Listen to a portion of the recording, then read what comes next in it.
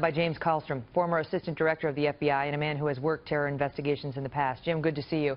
So where would you start here to figure out whether this is indeed some lone wolf who's ticked off because of his trips to Pakistan or Afghanistan, or because the mother of his child says he just disliked America, hated gays, and thought that American culture was offensive, or whether this is something bigger? Why don't we start right there, Megan? I mean, how many times have we talked about this? You know, we have to have more imagination. We have to take the political correctness not only off the FBI and the police, but off the citizens in general. You know, why wasn't this called in and why wasn't it taken seriously? You know, we've talked about before the FBI not having the resources. I don't want to get into detail, but I can tell you point blank, they don't have the resources. Why are we not dealing with this issue? This administration apparently is not going to deal with it. They could care less. Can you talk about that? Because, you know, we mock political correctness a lot because sometimes it can be completely mockable and irritating. But in a situation like this, what the neighbor says, or the friend, the neighbor and the friend, I guess, say, let me just get it straight.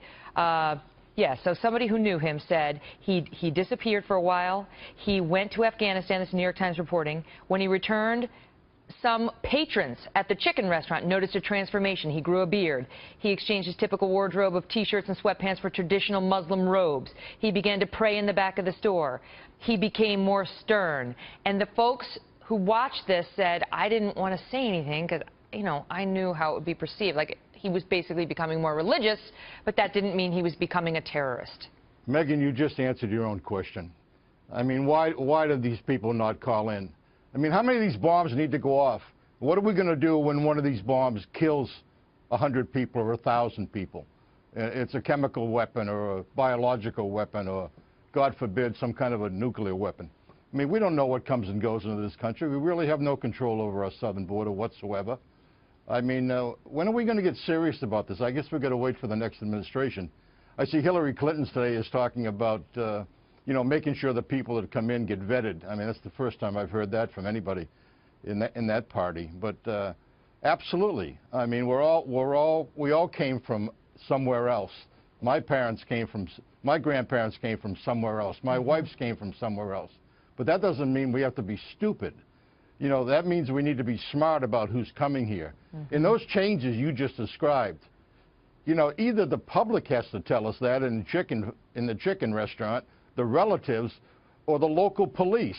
You know, this guy came up on the radar, right? He came up on the radar. And had been traveling frequently to Pakistan and then traveling Afghanistan. back and forth. Yeah, in Afghanistan, traveling, what I understand, to where the Taliban controls. Yeah, that's right. That's okay, the reporting. Afghanistan, okay?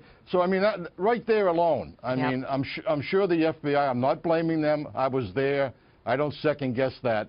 But they just don't have the resources to deal with all this stuff. And I've said this at least 50 times on national television.